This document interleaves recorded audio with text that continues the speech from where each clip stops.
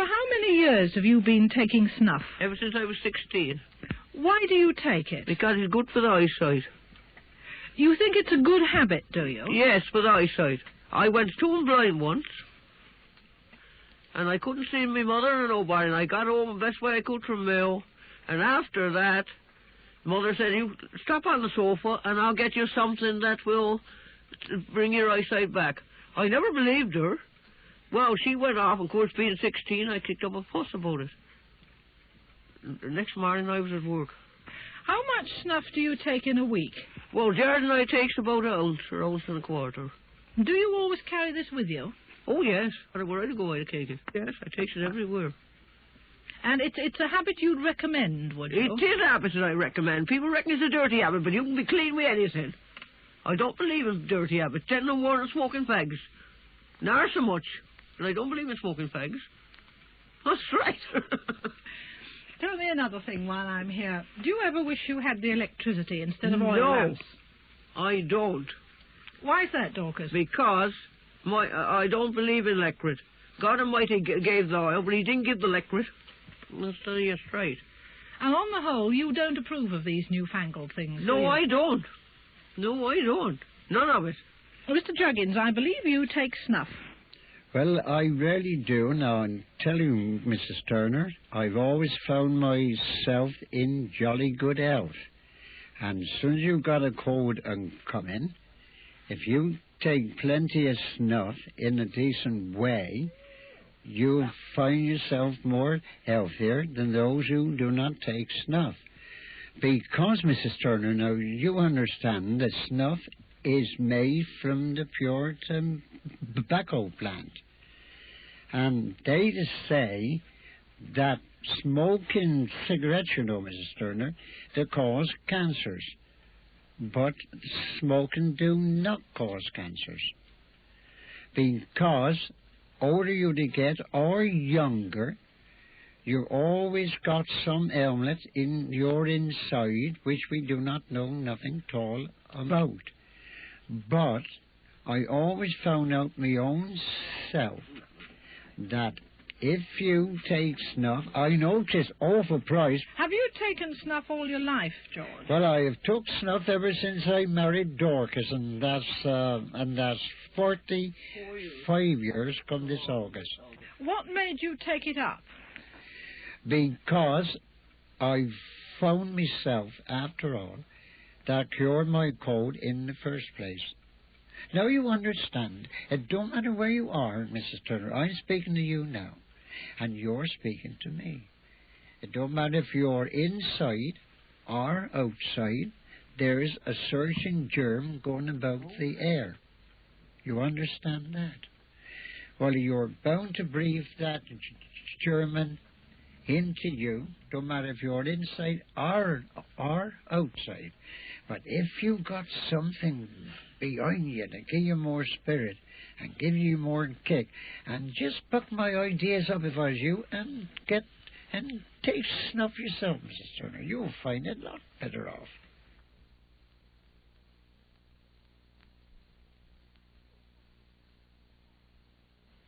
Did you find, Mr. Hitch, that some of the old farm workers you knew when you were younger were very good at predicting the weather? Oh, they were extraordinary. Can you recall any particular... Yes, a man named William Ranford. I think he'd been worth a fortune to the BBC. What was his job? He could do anything on a farm perfectly. From milking to calve a cow, lamb a ewe, sheep shear, lay a hedge, thatch a rick, build a rick. He could do anything. And build stone walls as they ought to be built, the old-fashioned dry stone wall. Did you pay very much attention to his weather predictions? I relied on it. All the time I was managing at home for my father. How accurate was he, in fact? Absolutely dead accurate. Can you recall any particular instances? Yes, in 1921, when we had the very, very hot summer, we put the corn into rows behind the binder and picked it up straight away. We never left oats out for 3 weeks, as they say you should. it was, well, there wasn't a blade of grass that was green in amongst them. They were overripe, really, and we hauled them out the rows and put them in the ricks. And I remember well saying, the last field we were on, to the rick builder, a man named Charlie Collett, I think, Charlie, this is about the first year you've ever known harvest started and finished without any rain. And the old man piped up, old Ramford piped up, and he said, we haven't finished yet. He said, because you know, he said, it'll be pouring at 7. So we put the horses in the stable. The men came up to the house, had some cider and bread and cheese. Went and got the horses out again. It was a lovely night, early part of the night. And by 2 o'clock we'd finished the rick. And there was one sheep the wrong way round. Could always remember it. Just in the pitch hole where the man stood was the rick builder put the top on. And at 7 o'clock the following morning it was pouring. He was a great man, that was. And he couldn't read or write, but he went by stars and cattle and leaves and wind and clouds and, well, I'm at a loss to see how accurate he was for his knowledge. He obviously had great powers of observation. Absolutely. There aren't many people like that left today, are there? I don't know of one. Can you recall any bad winters up on Cotswold? Oh, when we had all the sheep buried. Was that many years ago? Must be somewhere about 24, I should think. And that was a particularly grim winter, was it? That started on the 23rd of March.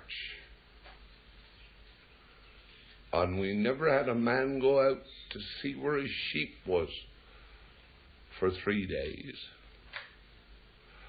Absolute blizzard, and the snow on the top of Elkston Hill as you go up from the Green Dragon. There was a telegraph pole there, and the snow was just up to the cups where it had drifted. We had 600 ewes and all their lambs buried, some for over a fortnight. How did you get them out? Dug them out. Every man and woman and child in the village that could get there with shovels, anything they could get. And we dug them out. We lost very, very few, only one or two.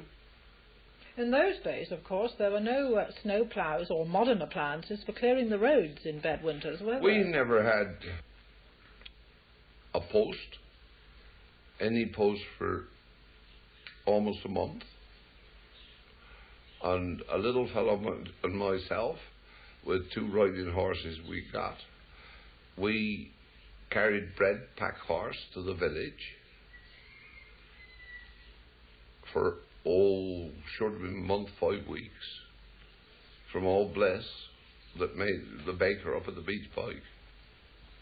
Presumably in a winter like that, when it went on for so long, food became something of a problem and a worry. It certainly was a problem. But then these people, they're so different, country folks are. They'd always got a pig or 2 in the sty. They'd always got a good garden. They'd always got plenty of potatoes. An allotment as well, and they really did it well. Dad was very, very fond of his men. One thing they had to have was a good pigsty. I used to have to buy the pigs for, if there wasn't any just round close, that they could buy themselves. And Dad used to buy the pig barley meal and pig food meal for them in bulk when they left so much a week. I often think about it now. And their seed potatoes, Dad would buy a truck full and they'd have it to cost. And it was always put in the granary. And my sister worked in an office, Tag. And he'd say, Jim, you're keeping that granary book up together? Yes, yes, yes. Peg, you got that? The men's books, what they've had, everything booked up? Yes. Yeah. Well, they leave a penny on the pig. 3/8 on the coal, penny on the barley meal, because they didn't earn a lot in those days. There was never quarter paid for, and he knew it. The governor knew it, but he had to keep routing us too, that we kept everything up together for him. Don't you think people were more thrifty in those days? Well, they were, and they were miles happier than they are today. You think people really were more contented? They were as happy as sandboys. Do you regret many of the changes in the countryside today? Yes, I do.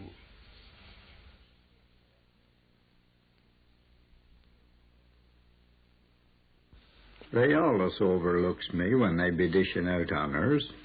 Yet if ever a bloke deserved to have the letters O.M. after his name, that bloke be me. Of course, for me, they would have a special meaning, standing not for the Order of Merit, but for Osmucker. And in me time I'd have took some whacking. 'Cause the streets and roads in Winchcombe used to be nicely dappled with horse manure, and me and our lads used to go to work with truck and shovel, working at the highway harvest until all was safely gathered in. And most times, mind you, we got our truck full up and nicely slapped down with the back of the shovel. But there was times when you'd have thought as all the osses in the place was constipated, 'cause we had go for miles and get only half a load. But me and Les knowed what we was about, and on these occasions we nipped through gaps in hedges and collared out of some good dollops in the field. 'Cause we was real osmuckers, not half osmuckers. And down my rags, we had our youngest sister Lena for a weekend recently, and of course we has all the old family tales over again, like we allus do. Osmucking comes up, of course. And Lena recalled that once, when her was hardly as tall as a shovel, we let her ride home on top of the load. And no queen in her fine carriage was ever more pleased and proud, or more comfortable, 'cause Osmuck be a cushiony sort of load, and you don't get no vibration or nothing. Locks, if they could see our Lena nowadays, her goes mincing and laddie-dying down Kensington High Street, with her governessy keep your distance, sir, air, you wouldn't dream as her finest hour was spent on top of a load of osmuck. But it's like I always says, you can't judge by appearances. We loved the job, but it wasn't all on you, mind you. There was a fly in the ointment, as there usually is. The trouble come from certain women in Winchcombe. The old uns was the worst, and some on 'em used to wear a cloth cap just like a man. I suppose as they thought as this give 'em the same highway rights as we real men folk. It were a proper scandal, I tell you straight. As near every day as we went to school, we'd see some perfectly lovely dollops being whisked away before our very eyes. The vicar, the sergeant, the parish councillor, somebody ought to have made a strict rule. No osmucking until after school hours. Then we could all have started level and it wouldn't have been so unfair. These here women thought as if any osses done their business opposite to where they lived, it was theirs by right, and nobody dasn't gainsay 'em.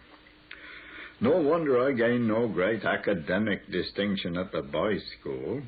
How could you expect a chap to concentrate on his lessons when all the best stuff in the streets was being spirited away behind his back? It ain't likely now, is it? Another thing, these here Amazons didn't use it on the garden proper, or save it for the lotments. All they done was to spread it around their daft gillyflowers and pinks. I reckon if I was a fragrant gillyflower or a sweet chaste pink, I'd simply hate to be given a necklace of fresh, steaming osmuck. You know, I often thinks it'd be a good idea if we osmuckers of the old days got together again for a dinner and a bit of a do at the Osmuckers' Arms, or at the Truck and Shovel. We could tell again of the loads we captured, of the giant marrows and the broccoli as big as buckets that resulted from our efforts. We might even now form a Osmuckers Guild and dole out to approved members a little silver-plated shovel to be worn on the lapel of the jacket. Just think how nice it would be for a couple of our blokes meeting in some outlandish spot abroad and recognising each other by the sign of the shovel. Mind you, if we ever do get together, the lion of the evening must be the lad who outshone, or rather outmucked us all. He who is the prince of all Osmuckers. I mean, of course, the Winchcombe lad who, on the day that the circus departed from the town, got his truck out onto the road and followed the elephant for miles. Doggedly, gallantly, hopefully he plodded on, and I'd be pleased to tell you that Jumbo didn't forget him. That lad's truck was full up, pressed down, and running over. On second thoughts, he and not I shall have the letters O.M. after his name. I'll be satisfied with a lesser honour for my services to the cause, a knighthood perhaps. It would please me no end to be known as Sir Shovel Butler.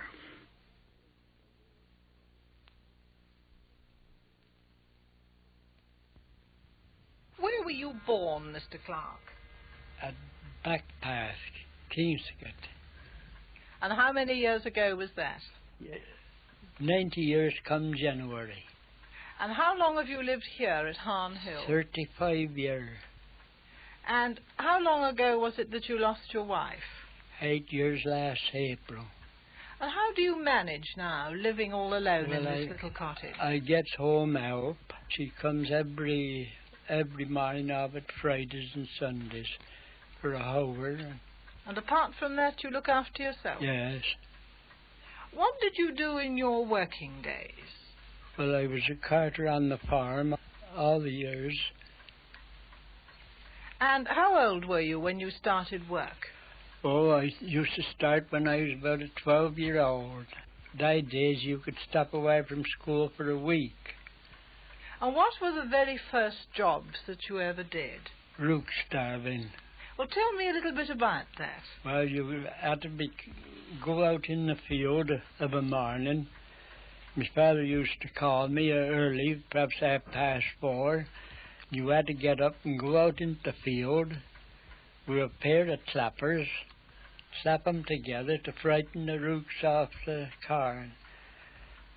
And for how many hours a day did you do that? Well, we used to start then, and sometimes you had to bide there till the rooks was going back at night. And what were you paid for it? Well, 6 a day then. Good gracious me, people wouldn't do that now, would they? Wouldn't do that per hour, no. We used to go out, and there was 9 on us at home, and you had to stop out there. So perhaps one of my brothers had to bring me tea and dinner out as I come from school. What did you have for your tea and dinner? Generally bread and cheese. Times were hard in those days, weren't they? Yes, it was. What did your father do? He was shepherd on the Newington farm. That's near Wootton Unridge. He was there before he was married, and he was on that farm till he gave up about 75. Was he a good shepherd? Yes.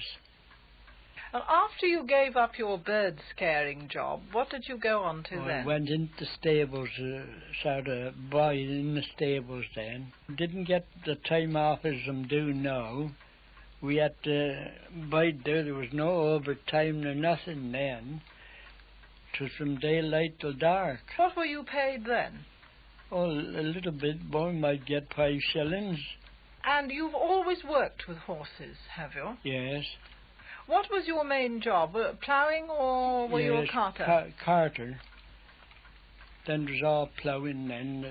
There was 5 or 6 teams out in one field on one farm, and over the edge there might be 4 or 5 more teams.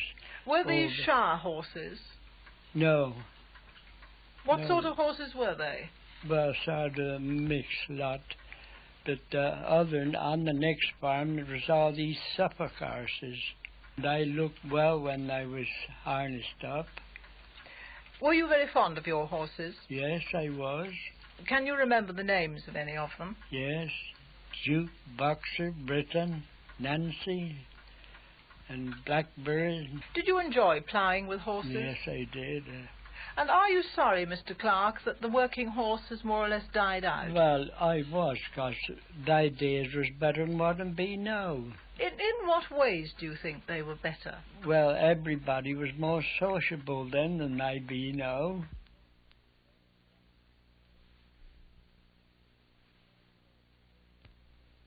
When I started courting to Dorcas, I was 16 years of age. I and Dorcas went down to Stroud on the well car, and I bought some ice creams. 8 each then they was. And we used to have some fun. Dorcas used to go on to me, and I used to go on to her. And has she been going on to you ever since, George? Well, true love never runs smooth, because we're always having of it to go now, because I'm too gay. George, when did you propose to Dorcas and where? Can you remember? Yes, when I was exposed to Dorcas is when I came to Oakridge. And when I came to Oakridge, I was only a bit of a boy, and I worked down at Samiris Works. And Dorcas was working down there at the same time, and now we fell in love, it was, because Dorcas was behind the stacks. That's where I found Dorcas, when I was stacking. What, stacking wood? Wood, yes. And Dorcas had many a row over me, and they all told Dorcas down at the mill, well, that's going to be your husband. And we had her photographs took up by the herbalist. But Dorcas used to be old-fashioned, and she am altered a bit. I started courting Dorcas about 16 when I went out along with Dorcas. I was a beauty in those days. What did you look like, George, in those days? Oh, I looked smashing. I had a beautiful photo, and they all said I am altered at all. What about Dorcas? What did she look like? Well, Dorcas, she looked more nice than what she do now, you know. Because I'd have done more hard work than what I ever had. And all right, Dorcas. Her mother had to buy me a suit to go out with. Why was that, Dorcas? Because he was in rags. Because his parents didn't want him. I was despised. And he was despised. So your mother had to buy him a suit? Mother bought, there was a packman come to the door, his mother never wouldn't have it at the door. Mother said, I'll get a suit off him for George. When he'd go home at night, he had to go upstairs and change his suit, or they turned and said if it didn't, they'd sew him for it. And mother paid £2.10 for him, remember, it was today. And how long did the suit last him? Up to waiting with his married. What a lovely suit. What a nice suit. Have you ever regretted marrying George? Never. Never regretted it. But you had your hands full keeping him in order, have you? Oh, I got that, don't worry.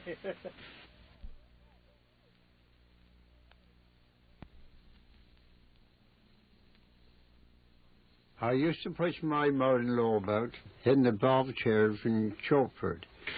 Did you mind pushing her about? No, I didn't mind it at all, because we didn't know what we got to come to ourselves. I used to call it the express.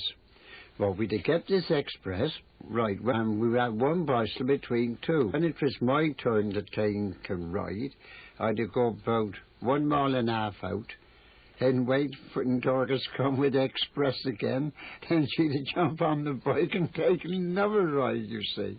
Did you ever have any accidents with the bath chair? I mean, did the wheel come off or anything like that ever happen? Well, the wheel came off once. I went into Offers, and I got the spindle and the engine put it back. I went into Offers and got the spindle. And the spindle came off the wheel, see? Well, when the wheel came off, George, was your mother-in-law in the chair? Oh, yes. What was the name of that fat policeman, Dorcas? Bagger Jones, wasn't it? I don't know what his name was. Bagger Jones, he was ever so nice. He turned round and owed her. And I run after the wheel and brought the wheel up again and had the wheel put on. And didn't Dorcas join me for that, didn't you? Oh, I joined if I want to. And she said it was me. Then when we had it on, we was coming round up by the 4 clocks. This is a beautiful...